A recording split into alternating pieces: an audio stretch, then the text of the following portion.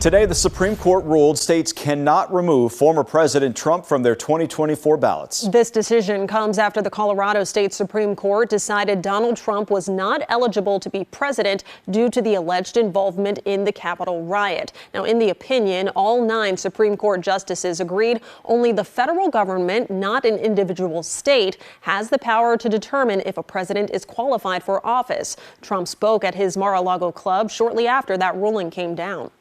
You cannot take somebody out of a race. The voters can take the person out of the race very quickly, but a court shouldn't be doing that, and the Supreme Court saw that very well, and I really do believe that will be a unifying factor. Well, today's ruling comes on the eve of a consequential Super Tuesday where Republicans in 15 states will vote for their party's candidate as president.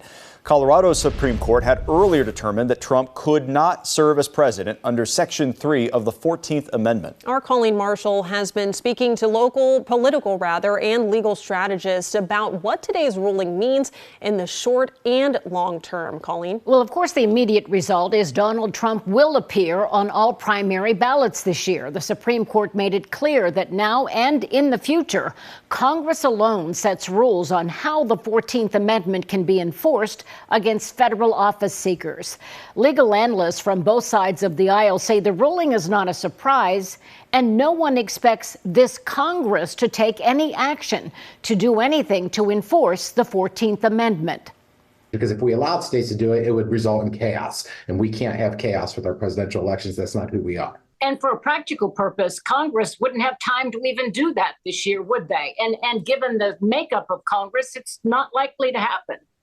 Well, Congress hasn't done a lot, and they're uninspiring at best. We all know that. They have the lowest approval rating ever. But with that being said, I don't know. You would have to have a majority of Congress in the House and Senate to do that. I don't believe there is. I saw one commentator that was saying, perhaps with this landing and the unanimous decision that maybe all the resources in the case should have been going towards forcing Congress to do its job here and enforce the 14th Amendment, water under the bridge. But yeah, no, Congress, the amendment is pretty clear that Congress has the authority to enforce the 14th Amendment.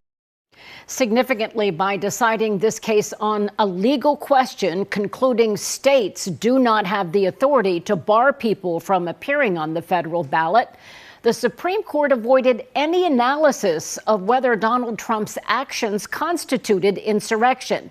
Next month, the court will hear arguments over whether or not Donald Trump is immune from prosecution for his actions leading up to January 6th because he says he was acting in his capacity as president.